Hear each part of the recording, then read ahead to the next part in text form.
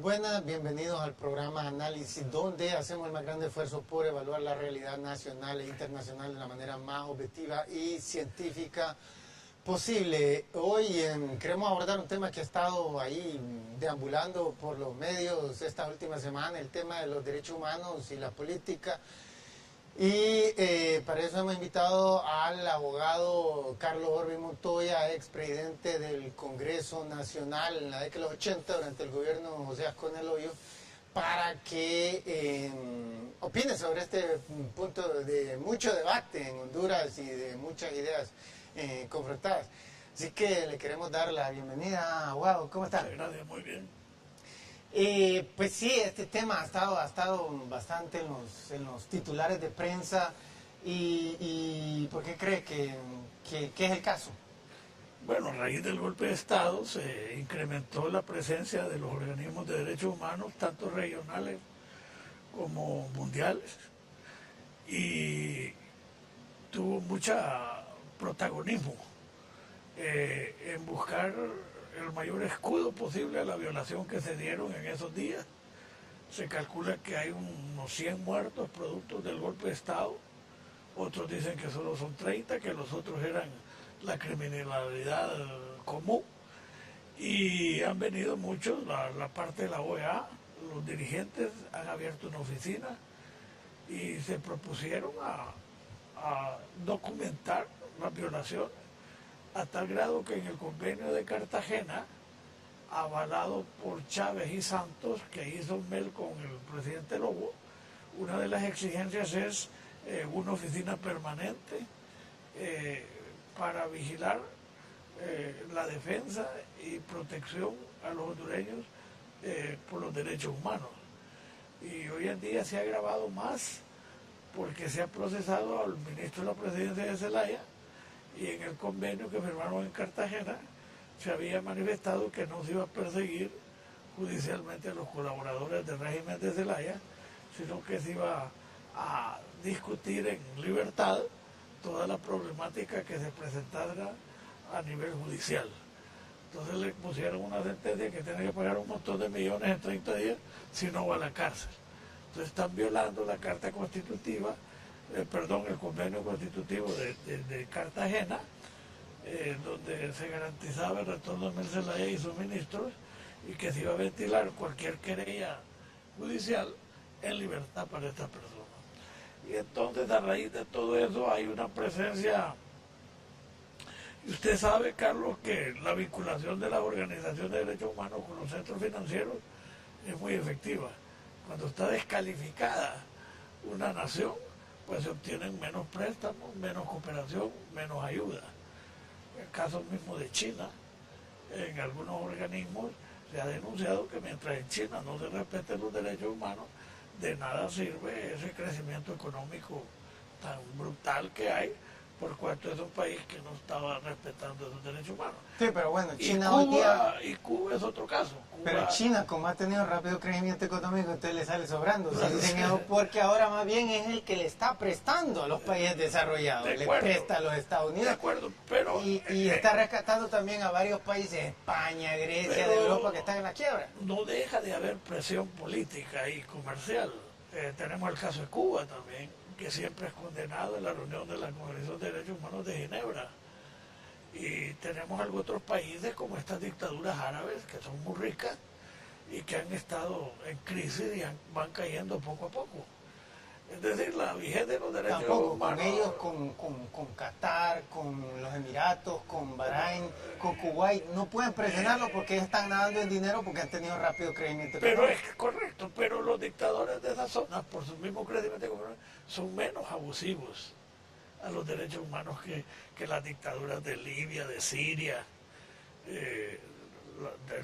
la misma situación que hay. Claro, pero a lo que voy es que no se les puede presionar porque han tenido rápido crecimiento económico.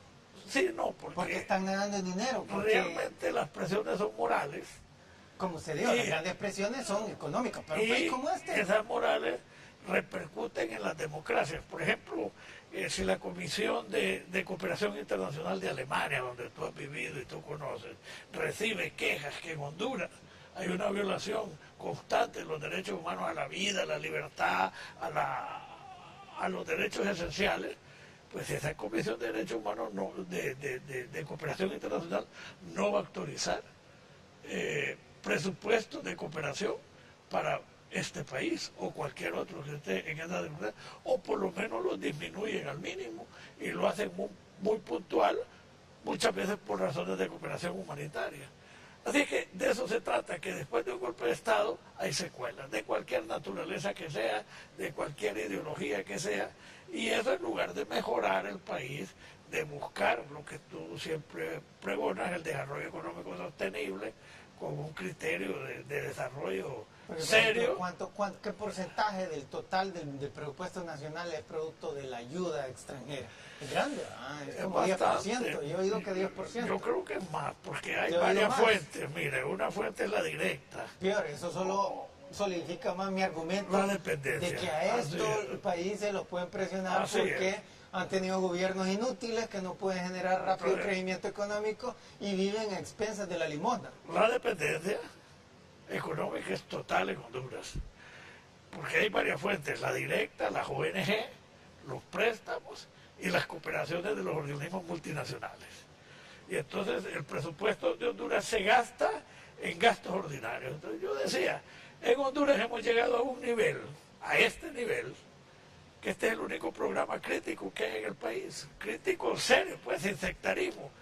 Entonces vemos como 90.000 millones, que es más o menos el presupuesto, se gasta en burocracia, en sueldos y salarios, en gastos. Ese es otro problema de la incompetencia de los gobiernos que hemos tenido. Total. El caso es que para fabricar una silla, para hacer una escuela, para abrir un kilómetro, para invertir en funciones económicas, no hay dinero. Siempre se tiene que depender del préstamo internacional o de los organismos multinacionales. Así es. Es una crisis que un político tenía que pensar en reducir la burocracia del Estado, si es posible en un 80%, en un 50%, para poder capitalizar para el desarrollo económico. Así es, porque y miramos que los gobiernos, todos los que hemos tenido, siempre es aquella empleomanía, siempre están traficando votos a cambio de puestos de trabajo, que es ilegal, o sea, de acuerdo con las mismas leyes de Honduras. No pueden estar traficando eso antes de las elecciones. Incluso yo decía, aquí lo que hay es una dictadura de la burocracia, porque no es un pueblo que tiene un gobierno, sino un gobierno que explota a un pueblo, porque esos 90.000 millones salen en un alto porcentaje del sudor de cada hondureño. Entonces 100.000, 150.000 burócratas tienen sometido a 7 u 8 millones de habitantes. Aquí Honduras es pobre porque la derecha siempre la ha gobernado mal, los únicos prácticamente que la han gobernado. Pero ¿qué pasaría si Honduras fuera gobernado por un régimen de izquierda? Miremos en Venezuela, miren lo que hizo con PDVSA. Yo no soy muy fanático de Chávez, pero yo creo que Chávez sacó a todo el personal de PDVSA y y fracasó. Y ahora no puede ni siquiera producir petróleo la empresa. Chávez tiene un origen, Carlos. El origen es la corrupción de Venezuela, de los dos partidos tradicionales. Sí, pero la gente anda buscando líderes mesiánicos que lo saquen de su situación de pobreza.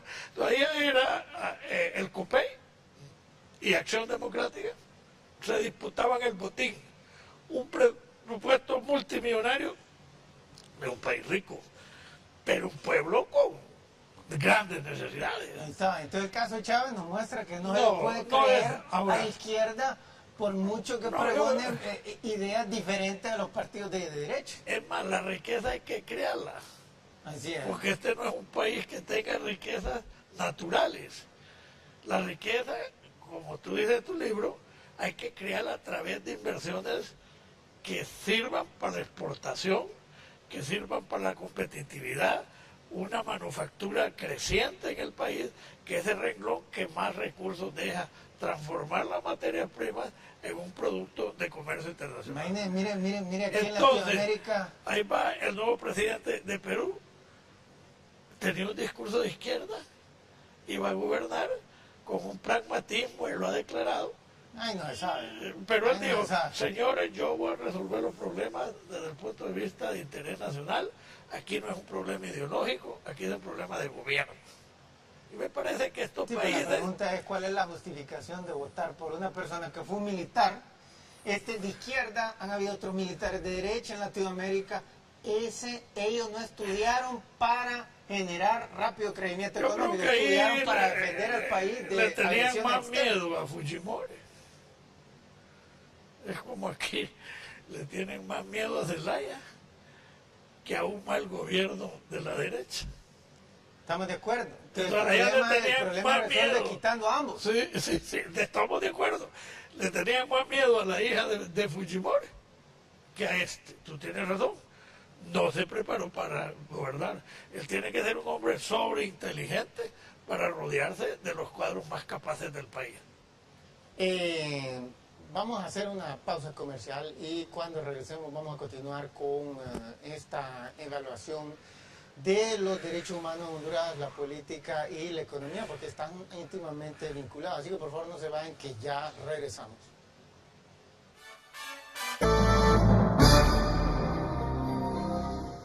Bueno, estamos de regreso con el expresidente del Congreso Nacional en la década de los 80, el abogado Carlos Orbin Montoya. Estamos hablando de derechos humanos. Usted nos decía que esta conmoción sobre los derechos humanos tiene que estar ligado íntimamente al golpe de Estado. ¿Es esa la causa entonces Bueno, en Honduras siempre se ha irrespetado los derechos humanos por su mismo grado de pobreza. Aquí se dijo muchas veces, hasta por un embajador americano, las víboras en Honduras solo muerden a los descalzos. Es decir, la justicia ha sido ausente en la historia de Honduras, en la administración de justicia, desde luego, y los gobiernos han sido siempre represivos. Sin embargo, hemos avanzado bastante, los medios de comunicación han crecido, la presencia de los medios ayuda a la denuncia, el pueblo se organiza para poderse defender en sindicatos, cooperativas, asociaciones, barrios, etcétera, y lo que falta es realmente pensar en cómo facilitar que la aspiración de la comunidad se realice en un respeto absoluto de los derechos humanos en sus propias comodidades y sobre todo el derecho humano a una vida digna. Sí. Pues no solo se trata de la violación brutal de quitarle la vida a otra persona. El 40% de los hondureños viven en extrema pobreza, dicen las estadísticas, que no llegan a consumir $1 diario. Sí, bien, queremos mostrar unas estadísticas ahí para que ilustre mejor a nivel internacional esta situación sumamente deplorable. Y hay un vínculo muy estrecho entre violación de derechos humanos y tasas de crecimiento y más particularmente el nivel de ingreso per cápita. Entonces, por favor, nos enseñan unas estadísticas que tenemos ahí sobre el Producto Interno Bruto per cápita medido al poder adquisitivo en las diferentes regiones del mundo. Entonces, como puede observar, miramos que Norteamérica, Estados Unidos y Canadá pues tienen el más alto, después Europa Occidental, Latinoamérica lo tiene mucho más bajo. Si está por debajo de $10,000 de ingreso per cápita, entonces es el tercer mundo. El Asia del Sur, India, Pakistán, Bangladesh, todo está mucho peor que Latinoamérica. Y África subsahariana el peor. Y miramos que las mayores violaciones de derechos humanos las encontramos en el África subsahariana, no solo el año pasado, sino que en los últimos, siempre. O sea, porque las cosas no han variado más o menos en los últimos 50, 60 años. Esa diferencia todos han mejorado, todos han aumentado sus niveles de vida, pero la brecha diferencial subsiste más o menos. El este asiático sí la ha cerrado bastante, pero no el sur del Asia. Entonces miramos que hay una correlación, las violaciones en el África subsahariana son masivas, aquí en Honduras estamos en un paraíso. En Ruanda hace 4 años se murió 1 millón de personas. Sí, en el 94, 1994. Sí, no, el 94 ya bastante, pero sí, efectivamente una etnia mató Acabó como con un millón otro, de la otra de etnia. la otra etnia. Flotaban los cadáveres Exacto, en el así río. es, así es. O sea, y uno los ve y usted no puede notar la diferencia. Vea, pero ellos se odian, o sea, entre las etnias, y porque, por ejemplo, los tutsis, que fueron las víctimas de los otros, los tutsis, por ejemplo, tienden a ser un poco más altos y un poquito menos oscuro la piel. Pero usted y yo no lo podemos ver esa diferencia. Claro. Pero entre ellos sí, y se odian y se mataron como casi 1 millón, como dice usted. Mostremos la otra estadística, por favor. Mostremos la otra estadística y miramos que... Bueno, que sí, que esta situación en este momento en la República Democrática del Congo, en los últimos 10 años han muerto como 5 millones de personas. Así es. Entonces, mire esas estadísticas. Esto es nuevamente ingreso per cápita medido al poder adquisitivo. No es simplemente ingreso per cápita, porque medido al poder adquisitivo hace omisión de todas las fluctuaciones de las monedas. Por ejemplo, y subió mucho en un año el dólar contra el euro, etcétera. Entonces hace omisión y mide realmente la capacidad de compra de los habitantes del país. Entonces miramos, o sea, gigantescas diferencias. Creo que Guatemala tiene el doble que nosotros. Sí, Guatemala está mejor, no mucho mejor, pero está mejor que nosotros. El Salvador Costa también. Rica. Costa Rica, Panamá, aquí o Nicaragua está peor. El Caribe, casi Belice todo. está mejor también. Y el Caribe. El Caribe, con excepción de Haití. Exceptuando Haití. Correcto. Entonces, pero miramos a Congo, es precisamente el que estábamos hablando, 10 millones de muertes, violaciones de derechos humanos. Regresemos al estudio, por favor. Entonces, miramos que regresemos al estudio, por favor. Entonces, miramos que hay unas grandes diferencias de ingresos en estos países, y miramos que correlacionan en esto los países, los tres que encontramos arriba. No encontramos violaciones de derechos humanos. En Singapur lo pueden acusar de muchas cosas, de ser demasiado estricto. Yo conozco Singapur. Pero no, mire, por ejemplo... Es una sociedad libre. Sí, es libre. Pero el delito se castiga. Se castiga, punto. Pero usted puede andar a cualquier hora. Así es. Y no le pasa nada, porque tiene la tasa de criminalidad más baja del mundo. Nada, y no por represión como la de los nacionalistas del gobierno de Maduro, que era desapareciendo pequeños delincuentes que lograron bajar la tasa de criminalidad. Ahí es que le enseñan a respetar la ley y la ley se cumple. No, es que todo el mundo está cómodo. Todo el mundo está claro. Está cómodo, y entonces ¿para qué ir a saltar un banco? Regresemos al estudio, por favor. Gracias. Entonces, es una situación donde tienen una capacidad de compra de $10,000 más alta que la de los Estados Unidos. El desarrollo económico mejora el respeto a los derechos humanos, automáticamente, la calidad de vida de las personas, y se plantea un futuro de crecimiento permanente. Pero eso tiene que pasar por medidas serias en este país, que no las veo a corto plazo. O sea, pero ¿cómo? ¿Qué es lo que vimos en Singapur? Profesionalidad para gobernar. Claro. Profesional, empezando con el primero, Lee Kuan Yew, que lo pueden acusar de un montón de cosas, pero el hombre había sacado 4 títulos universitarios, hablaba 4 idiomas, y nadie nunca lo ha acusado de corrupción. Es que él es el dueño. No, ¿me entiende? Él lo que hizo fue elevar los salarios, pero proporcional con la tasa de crecimiento, como creció rápidamente. Ahora está gobernando el nieto. El hijo.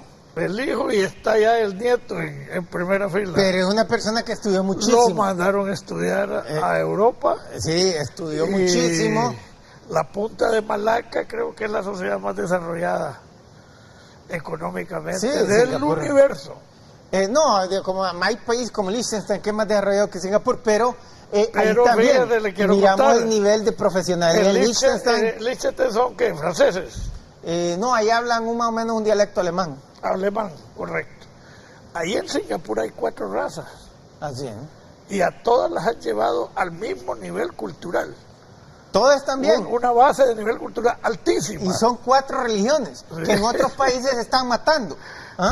Pero ahí no, porque todo el mundo llena la bolsa de dinero, no hay desempleo, etcétera. Nadie está inconforme con los gobiernos acusándolos de corrupción, ni de incompetentes, porque estudian, pero es un problema que la derecha y la izquierda en Latinoamérica no hacen, no se preparan, no estudian, llegan a improvisar, se dedican, mire, por ejemplo... también los pueblos no aprenden a elegir. Si usted tiene un menú, en Honduras hemos avanzado por lo menos formalmente en el proceso electoral. Fíjate, Carlos, que hay elecciones internas, hay 8 candidatos y salen generalmente los menos calificados, el más demagogo. Porque fue el que más robó dinero y con eso hizo un mamacillo no publicidad. necesariamente. Se llega a no razonar el voto, a no pensar cuál es la persona más calificada para gobernar, tanto en capacidad como en honestidad, como en dinámica, como en pensamiento. Pero no se razona así. Y entonces tenemos que se accese, el acceso al gobierno aquí es coyuntural. Es decir, de repente el menos pensado está porque abarcó la coyuntura de su momento y no el más calificado. Es que nunca es el problema. Y el problema, no, pero mire, hay una correlación entre cantidad de horas aparecer en los medios de comunicación y eso la compran la pauta publicitaria. Y también en un montón de canales llegan, ellos compran el espacio para estar ahí solos. Y para que les hagan preguntas facilitas, gente que tiene baja capacidad de meter, entonces da la impresión y solo lo están viendo a ellos. Entonces, al fin y al cabo, cuando van a la papeleta electoral, por ejemplo, los 3 partidos chiquitos, la gente dice, ¿y estos quiénes son? Nunca los he visto, pues voy a votar uno de estos 2 tontos que están ahí porque por lo menos medio los conozco. Entonces, así no. Pero te voy a dar el caso de las elecciones de Calleja, por ejemplo. Calleja fue un fenómeno porque hacía gimnasia en la televisión. Salía a la carrera en la televisión y era bien parecido. Pero salía bastante. Bastante. ¿Y cómo lo hizo? ¿Con qué dinero? Esa es la pregunta. Ese dinero está maldito, porque es el financiamiento de la candidatura de la corrupción. Así es. Él tiene que devolver cualquiera 5-1 de la inversión que se hace. Así es. Nunca hay dinero para la producción. Exacto. Pero tenemos que hacer una pausa comercial, nos dicen, y la vamos a cumplir. Y cuando regresemos vamos a continuar hablando de este tema y vamos a mostrar unas imágenes muy diáfanas sobre lo que pasa cuando las tasas de crecimiento son sumamente lentos, el resultado final es pobreza masiva para todos y una violación masiva de los derechos humanos. Así que por favor no se vayan que ya regresamos.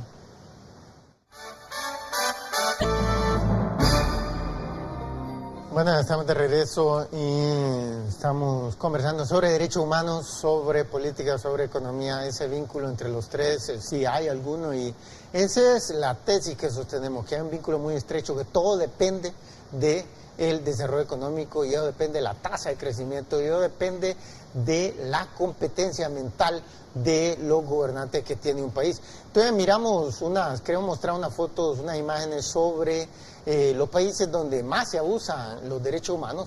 Esta es la República Democrática del Congo. Hay 2 Congos. Este fue el ex Congo, colonia belga. Y al lado hay un Congo que es el Congo, fue colonia francesa. Los dos hablan francés y los dialectos de ahí. Entonces, si ahí avanzamos en las imágenes y miramos que este país, que es inmenso,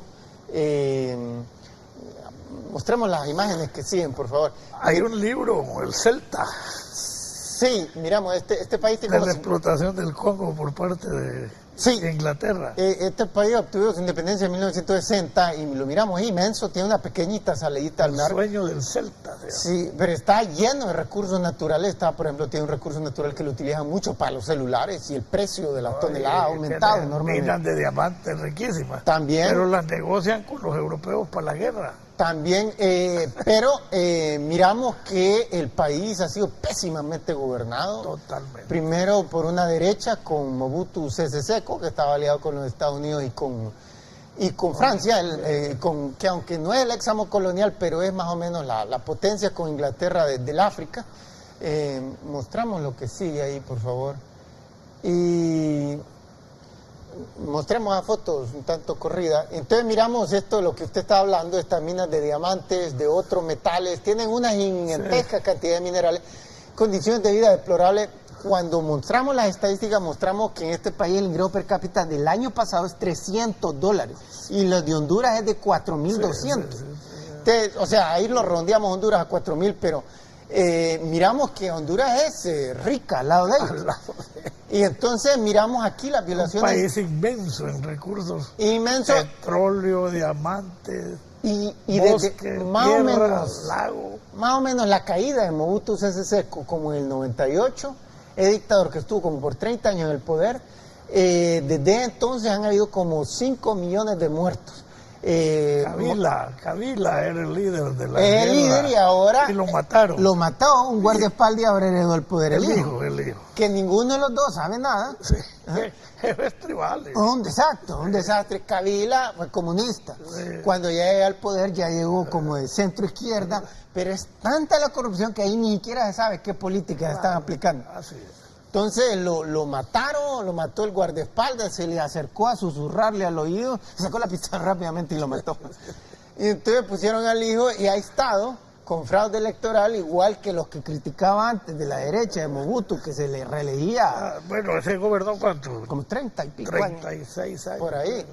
Entonces miramos, los niños, no hay escuela, reciben clases con el sol. Es el sol más abrasador del planeta. Al Ese aire es como libre. el del Amazonas, no, pero porque exactamente en el Ecuador. Perpendicular. Sí, aquí todavía hay un poquito zona subtropical. Claro. No está, entonces, ¿qué se hacen muchos de ellos? El actual presidente lideraba un ejército de niños con AK-47 como eso, que en este momento otros que están luchando contra él también tienen sus ejércitos de niños. Los reclutan a la fuerza. Sí. Si mostramos la próxima imagen, recientemente hubo un estudio de estos organismos de Oxfam midiendo abusos. Entonces aquí hay muchos grupos guerrilleros. Todos los países vecinos están apoyando a diferentes grupos guerrilleros para tratar de ver si arrancan un pedazo del territorio para ellos. Conocí en Washington una persona que el papá estaba negociando con los ingleses el futuro gobierno, Sí. con las minas de diamantes. Sí. Entonces ahí lo que se pelean las potencias occidentales es el mercado, explotar el mercado a través de la venta de armas. Mostremos la última foto. Pues esta última foto lo que muestra es un grupo de mujeres violadas que en este momento tienen la tasa de violación más alta del planeta. Se estima que entre 2/3 y 3/4 de todas las mujeres han perdido su virginidad o han sido violadas, ¿verdad? Usualmente en gangas, que les dicen en pandilla, violación en pandilla, donde les caen 5, 10. Usualmente, entonces miramos un desplazamiento de poblaciones masivo por estas violaciones, pero monstruosas, que las de Honduras son juegos de niños comparados a las de... ¿Y qué encontramos? Gobernantes todavía más corruptos, más incompetentes y menos estudiados que los que ha tenido Honduras, pese que Honduras han sido también de baja capacidad mental. Improvisando. Regresemos al estudio. Entonces, miramos una situación deplorable, pero en este momento hay un país que ha estado todavía peor que Congo, y es Zimbabue, y ahí podemos mostrar queremos ubicarlo. África es difícil. Este es el actual presidente, el Kabila, Joseph Kabila. Este es el hijo del Kabila que usted conoce, porque él desde los 60 andaba dando vueltas. Mire, cuando Che Guevara fue a luchar con él, y dije Che Guevara en sus memorias que era un haragán, que él le decía, mira, ve, ahora vos vas a tener que ir a atacar por el flanco derecho. Se quedaba durmiendo, emborrachado o con mujeres, fornicando. Entonces dice, ay, no se puede hacer una revolución, todavía no tiene disciplina. Salió el Che decepcionado. Vino a morir a Bolivia. Y mejor me voy de regreso a Latinoamérica. No, mejoró mucho. Sí, no, aquí también lo decepcionaron, pero menos. Dormían menos, tenía un poquito más de disciplina aquí que en África. No, África da miedo. No. A mí me pidieron que fuera a asesorar. Pues mira, este país, Zimbabue, está peor. Ahí lleva gobernado que hay 30 años el mismo tonto de centro izquierda, Robert Mugabe. Mugabe, famoso. Él se disputó el poder primero con la minoría blanca. Pero lo ha de proteger a Sudáfrica. Sudáfrica protegía al gobierno de Ian Smith, blanco, hasta 1980. Y cuando llegué ya no le gustó, sobre todo que era de izquierda. porque el sistema apartheid era la prioridad, pero eran como de centro derecha, por allá andaban. Ultraderecha. Allá andaban, no, racistas. Sí, por eso, lo fundamental era el sistema apartheid de segregación racial. Pero también eran de derecha, entonces tampoco no les gustaba y apoyaba a la ANC de Nelson Mandela. Estaban luchando contra el apartheid. Entonces, míreme, hasta el 2009, 15 millones de inflación anual. 15 millones. Y la gente iba con bultos de billetes así. A comprar al supermercado, una bolsita. libra de azúcar. Así es. Pobrecito. Porque el idiota, mire, la derecha ha cometido un montón de idioteces aquí en Latinoamérica. Ha hecho inflaciones monstruosas. Allá en Bolivia, en Argentina, en Brasil. Brasil también. Pero el récord lo tiene la izquierda. Aquí en Latinoamérica y en el mundo. Es que creen que el Estado lo puede todo. Es que son bien ingenuos. Llegan con la idea, vamos a dar bonos a todo el mundo y empiezan a darle vuelta a las máquinas de dar dinero. Claro. Y ya no se puede. Y el peor impuesto para los pueblos. Ese es Harare, Zimbabue. Mire, hasta el 2009, ¿sabe cuánto era el ingreso per cápita? $100. O sea que en promedio cada mes era como de $10. $10, sí. Pues aquí en Honduras anda como por $350, la media. Si hacemos la media, ya vemos que es grande diferencia de ingresos. Hay 20 ricos, 40 arriba del dólar y 40 del dólar para abajo. Sí, pero la media, ahí también hay grande, sobre todo que se ha robado todo el dinero, Robert Mugabe y su familia. Sí. Pero las violaciones son, si mostramos las fotos, ahí las violaciones son masivas y después hubo una presión masiva para que respetara las elecciones en el 2009 y lo único que lograron hacer toda la presión internacional, mire, prefería que muriera, estaba muriendo la gente, de epidemias, de hambre, toda la gente le salía sobrando el tipo. El problema es con poner gente ignorante y tonta a la cabeza del Estado. Claro, son unos brutos, se rodean de otros ignorantes. Y la represión es parte del ejercicio. Exacto, y es la única manera que logran sostener en el poder. Así es. Entonces, ha sido brutal, pues aceptó dividir el poder con otro que sí ha estudiado mucho más que él. Y mire que al año siguiente ya eliminó la inflación, la bajó de 15 millones a 10% anual. ¿No? Y ahora la gente ya no va con un bulto de billetes a comprar una libra de mantequilla. ¿Cuál es el patrimonio de Zimbabue? El patrimonio de Zimbabue, mire, tiene varios recursos naturales, varios minerales. Son minerales fundamentalmente. Cobre, tiene cobalto. Que vale mucho. Sí, pero miramos, no tiene nada que ver. Si tienen líderes IP, Singapur no tiene recursos naturales y están nadando en riqueza. Más que los Estados Unidos que están nadando en recursos naturales, en minerales. Pero Singapur tiene el apoyo total del imperio inglés, ¿verdad? Pero si ahora es más de 2 veces. Miles de personas en Zimbabue. Ahí es terrible. Unas torturas, ahí desaparecen a toneladas de gente. Sí.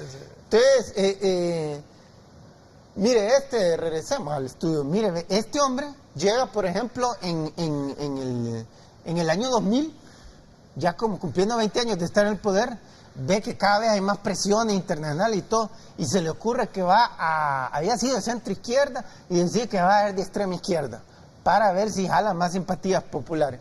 Entonces, ¿qué viene? Decreta una reforma agraria. ¿Y qué hace? Le quita todas las tierras a los colonos blancos, a los poquitos blancos que se habían quedado después de 1980, que son los que producían como 95% de la producción agrícola del país. Y cayó al suelo. Se murieron de hambre. La producción agrícola desapareció. Claro. ¿Qué hizo? Incitó a las invasiones. Incitó invasiones, los llegaron, los golpearon, mataron uno con los y los otros blancos dijeron, nos vamos. Descendientes británicos, la mayoría, ¿verdad? El examo colonial. Sí. Se fueron, la producción, ahí está, se apropiaron de la tierra, los amigos de él, u otros ahí que supuestamente eran Y pobres. la recompra vuelve a caer en manos de los dictadores. Pero el punto es que la producción colapsó. Y ya no tenían... Pero esa enseñanza en todos lados del mundo. Sí, la hacen los dos, pero izquierda hace más errores de eso. Tenemos que dar una pausa comercial y cuando regresemos vamos a continuar con este programa en su último segmento, así que por favor no se vayan que ya regresamos.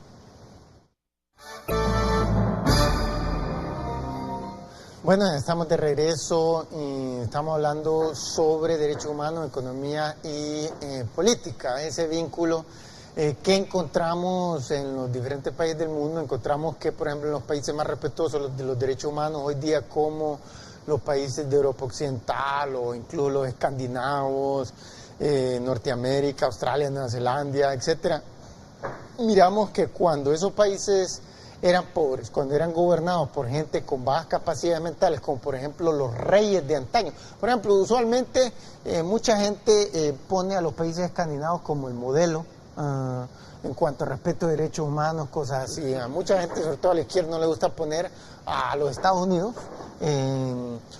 sino que a los países escandinavos. Y uno agarra y uno se va al siglo IX, X, y los vikingos andaban arrasando por toda Europa, violando hasta la última mujer, robando hasta la última posesión, quemando hasta la última aldea. En esos momentos eran gobernados por reyes con baja capacidad mental, porque el sistema monárquico garantizaba que iba a seguir el hijo. Si un rey tenía 20 hijos y tenía 19 súper inteligentes, tenía que ser el mayor, aún si era retrasado mental. Y por ejemplo España, que nos gobernó el siglo XVII, tuvo 3 reyes, y los Habsburgo, y los 3 eran o retrasados mentales o casi retrasados mentales, porque se casaban entre parientes, se salían brutos. Entonces, pero y en la democracia mejora eso, pero la democracia le da todavía demasiada libertad para que llegue cualquier bruto de derecho de izquierda, y es lo que ha tenido Latinoamérica. Así es. Pero también tuvo una dictadura bárbara antes de los 50. Pues sí, porque no, mire, agarra Argentina. Sin embargo, han habido algunos gobiernos ilustrados en Sudamérica. Colombia ha tenido buenos gobernantes, Argentina antes de Perón tuvo buenos gobernantes. Argentina estaba creciendo más que los Estados Unidos. Sí, estaba creciendo rápido, finales del siglo XIX, comienzos del XX, y ya se había hecho país desarrollado. Ya era país desarrollado. Un nivel cultural alto. Exacto.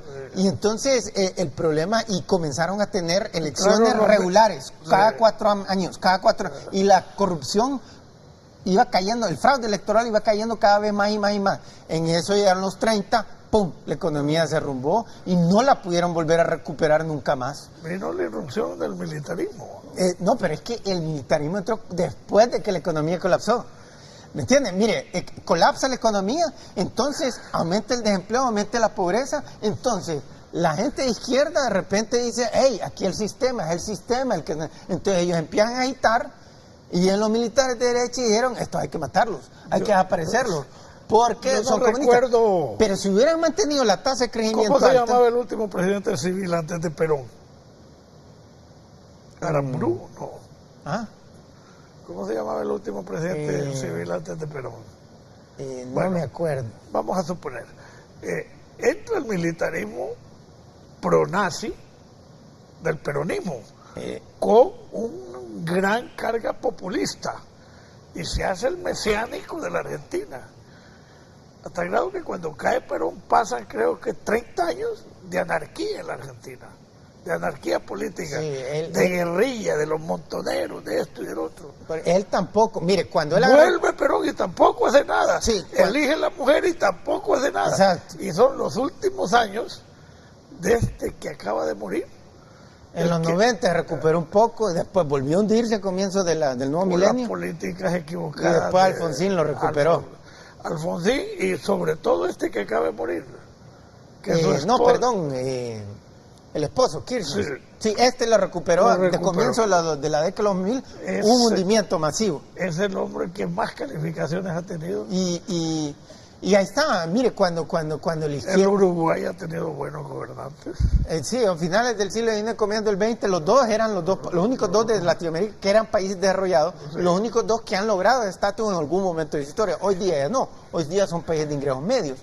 Pero, ¿por qué? Porque la tasa de crecimiento a partir de la década de los 30, 2% anual, 3% anual, 1% anual, en la pasada. Y los países necesitan tasas más rápidas constantemente. Entre más rápido, mejor. ¿Y cómo analizas lo del Perú? Que creciendo ¿al cuánto? ¿Al 9? ¿Al 10? No, ahorita en el gobierno de Alan García creció como a 6% anual, que es lo mejor. En los últimos 4 años fue el que mejor tasa de crecimiento tuvo. Mejor es que había tenido un gobierno desastroso antes. Sí, del 85 al 90, 86, fue al exilio, 90. Regresó, gana y hace un gobierno en el primer gobierno era un en el desarrollo típico políticas de izquierda. Sí. se puso a imprimir moneda a la papel. Se divorció del fondo, se divorció del Banco 14.000% de inflación en 1989. 14.000% de inflación. Es lo que le digo, la izquierda es la cosa más ridícula del mundo. Él regresa y crece el Perú. Regresa con políticas de centro derecha. Y crece el Perú. Y crece, 6%. Y la gente vota. Si él se hubiera reelegido, él hubiera ganado. Pero como prohíbe que sean consecutivas en Perú, entonces... Pero ¿cómo se explica? Teniendo un sostenimiento, ¿cómo regresan a una aventura, digamos? Porque este individuo... Porque este nuevo presidente, él dijo que iba a gobernar... del centro, pero tecnocráticamente. En forma pragmática, y que se iba a rodear con la mejor ética, incluso... Que estaba inspirando con Lula, que gobernó pragmáticamente. Pero sí, las políticas de Lula económicas eran de centro derecha. ¿Qué fenómeno? Cuando Alan tiene crecimiento espectacular en el Perú... No fue espectacular, pero fue el mejorcito de Latinoamérica. Pero si es que el Perú ha sido una cosa de tragedia sobre tragedia. Sí, pero, o sea, si, digamos, el último año tuvieron 9. El año pasado, en 2002, tuvieron 9. Ese es el que usted tiene en la mente. Pero la media de los 4 años es como el 6%, que es la mejor de Latinoamérica en estos últimos 4 años. Pero 6 todavía es insuficiente para un país del tercer mundo. Un país tercer mundo ocupa 8. Pero el problema es que él no era el que iba a la reelección.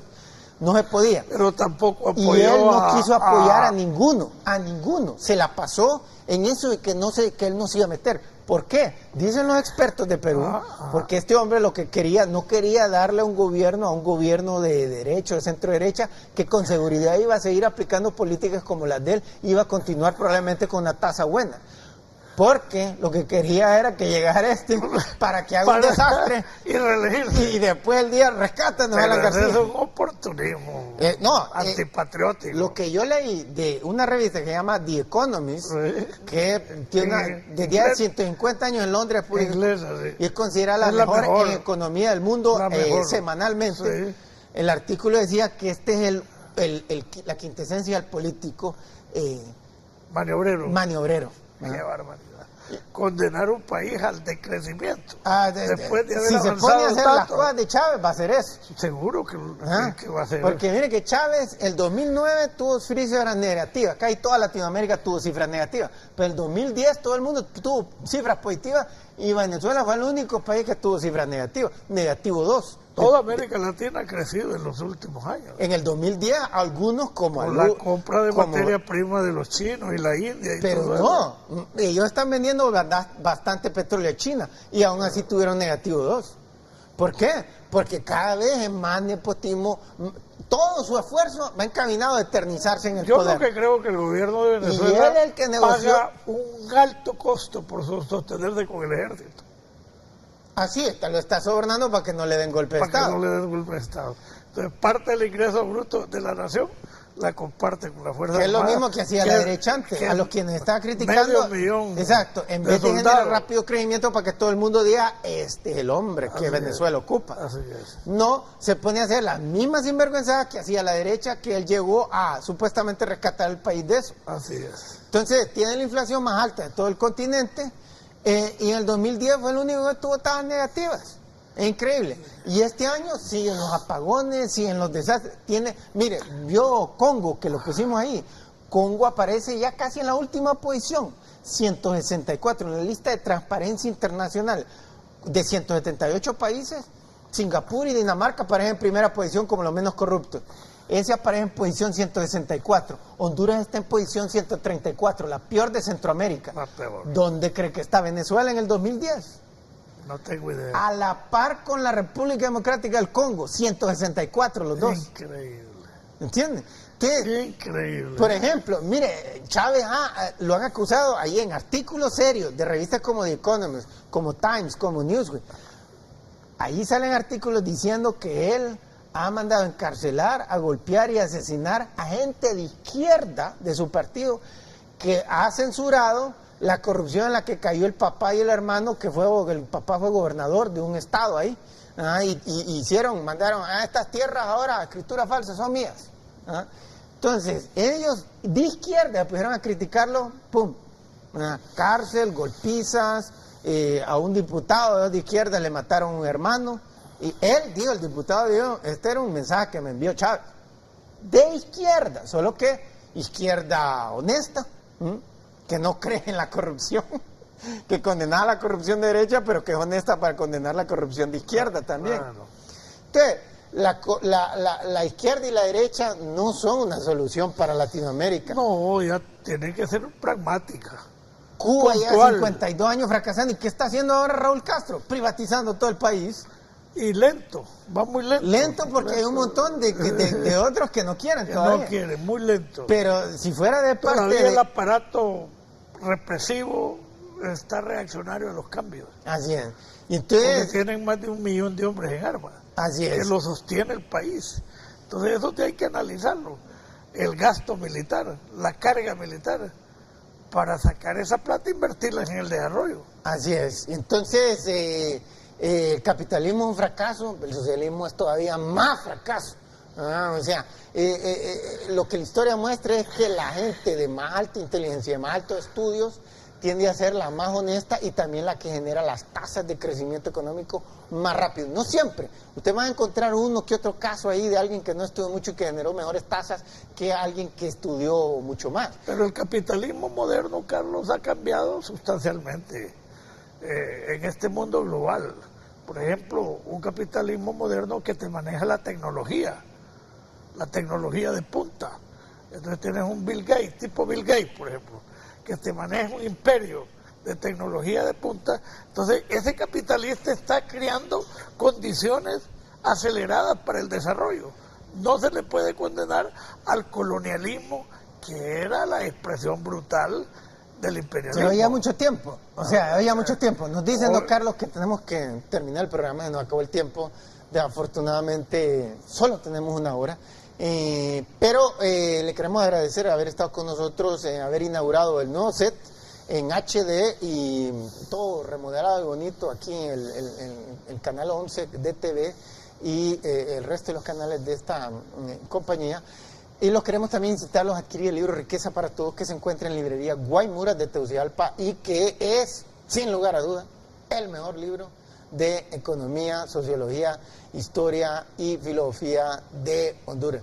Así que lo pueden encontrar ahí en librería Guaymuras y los incitamos a seguirnos en nuestra página de Facebook Carlos Avillón,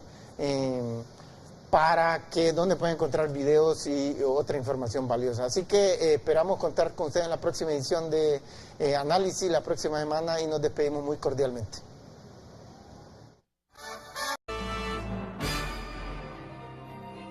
Muy buenas, bienvenidos al programa Análisis, donde hacemos el más grande esfuerzo por evaluar la realidad nacional e internacional de la manera más objetiva y científica posible. Hoy queremos abordar un tema que ha estado ahí deambulando por los medios esta última semana, el tema de los derechos humanos y la política.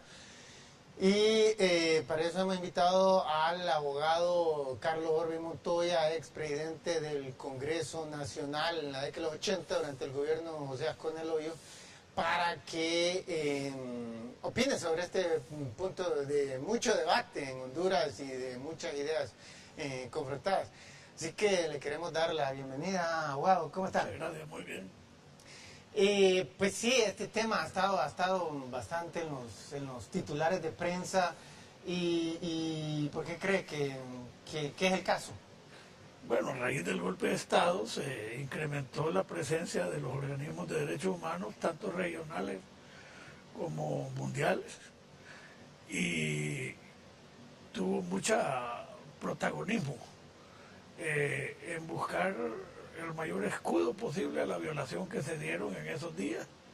Se calcula que hay unos 100 muertos producto del golpe de Estado, otros dicen que solo son 30, que los otros eran la criminalidad común, y han venido muchos, la parte de la OEA, los dirigentes han abierto una oficina y se propusieron a documentar las violaciones, a tal grado que en el convenio de Cartagena avalado. El económico a usted le sale sobrando, dicen eso porque ahora más bien es el que le está prestando a los países desarrollados, le presta a los Estados Unidos. De acuerdo, pero y está rescatando también a varios países, España, Grecia, de Europa, que están en la quiebra. No deja de haber presión política y comercial.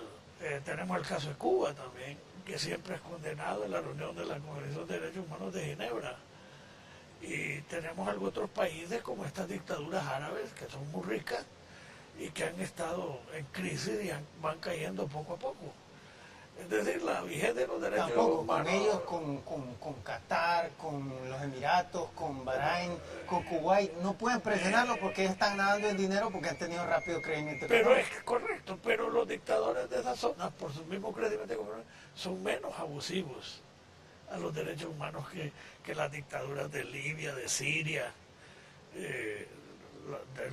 la misma situación que No, hay. claro, pero a lo que voy es que no se les puede presionar porque han tenido rápido crecimiento económico. Sí, no, Porque están nadando en dinero. Porque, realmente las presiones son morales. como se dijo, las grandes presiones son económicas, pero un país como este... Esas morales repercuten en las democracias. Por ejemplo, si la Comisión de Cooperación Internacional de Alemania, donde tú has vivido y tú conoces, recibe quejas que en Honduras hay una violación constante de los derechos humanos a la vida, a la libertad, a los derechos esenciales, pues esa Comisión de Derechos Humanos de Cooperación Internacional no va a autorizar presupuestos de cooperación para este país o cualquier otro que esté en esa democracia, o por Chávez y Santos, que hizo Mel con el presidente Lobo. Una de las exigencias es una oficina permanente para vigilar la defensa y protección a los hondureños por los derechos humanos.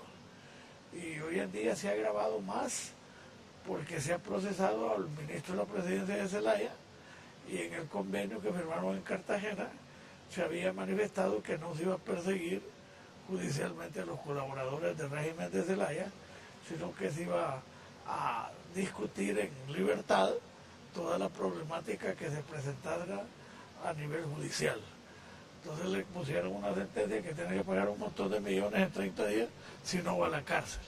Entonces están violando la Carta Constitutiva, el convenio constitutivo de Cartagena, donde se garantizaba el retorno de Mel Zelaya y sus ministros, y que se iba a ventilar cualquier querella judicial en libertad para estas personas.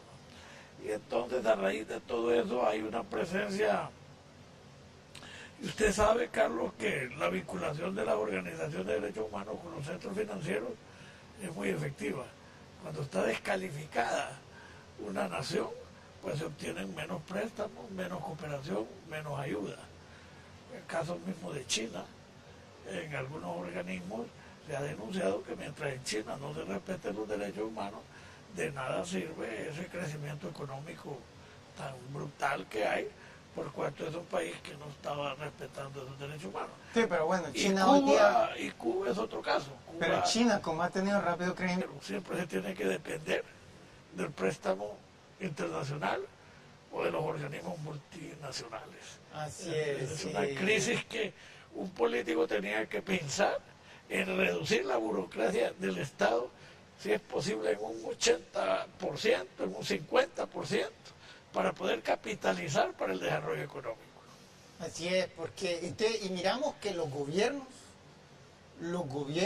todos los que hemos tenido, siempre es aquella empleomanía, siempre están traficando votos a cambio de puestos de trabajo, que es ilegal, o sea, de acuerdo con las mismas leyes de Honduras. No pueden estar traficando eso antes de las elecciones. Incluso yo decía, aquí lo que hay es una dictadura de la burocracia, porque no es un pueblo que tiene un gobierno, sino un gobierno que explota a un pueblo, porque esos 90.000 millones salen en un alto porcentaje del sudor de cada hondureño. Entonces 100.000, 150.000 burócratas tienen sometido a 7 o 8 millones de habitantes. Aquí Honduras es pobre porque la derecha siempre la ha gobernado mal, los únicos prácticamente que la han gobernado. Pero ¿qué pasaría si Honduras fuera gobernado por un régimen de izquierda? Miremos en Venezuela, miren lo que hizo, miren con PDVSA. Yo no soy muy fanático de Chávez, pero yo creo que Chávez sacó a todo el personal de PDVSA y lo puso fracasó. Y ahora no puede ni siquiera producir petróleo la empresa. Chávez tiene un origen, Carlos. El origen es la corrupción de Venezuela. de los dos partidos Pero es tradicionales. Sí, pero la gente anda buscando, por lo menos lo disminuyen al mínimo y lo hacen muy puntual, muchas veces por razones de cooperación humanitaria. Así que de eso se trata, que después de un golpe de Estado hay secuelas, de cualquier naturaleza que sea, de cualquier ideología que sea, y eso en lugar de mejorar el país, de buscar lo que tú siempre pregonas, el desarrollo económico sostenible, con un criterio de desarrollo serio. ¿Qué porcentaje del total del presupuesto nacional es producto de la ayuda extranjera? Es grande, es como bastante. 10%, yo he oído que 10%. Yo creo que es más, porque hay Yo he oído varias más. fuentes. Mire, una fuente es la directa. Peor, eso solo solidifica más mi argumento La dependencia. de que a Así estos es. países los pueden presionar Así porque es. han tenido gobiernos inútiles que no pueden generar rápido crecimiento económico y viven a expensas de la limosna. La dependencia económica es total en Honduras, porque hay varias fuentes, la directa, las ONG, los préstamos y las cooperaciones de los organismos multinacionales. Y entonces el presupuesto de Honduras se gasta en gastos ordinarios. Entonces yo decía, en Honduras hemos llegado a un nivel, a este nivel, que este es el único programa crítico que hay en el país, crítico serio, pues sin sectarismo. Entonces vemos como 90.000 millones, que es más o menos el presupuesto, se gasta en burocracia, en sueldos y salarios, en gastos. Ese es otro problema, la incompetencia de los gobiernos que hemos tenido. Total. El caso es que para fabricar una silla, para hacer una escuela, para abrir 1 kilómetro, para invertir en funciones económicas, no hay dinero.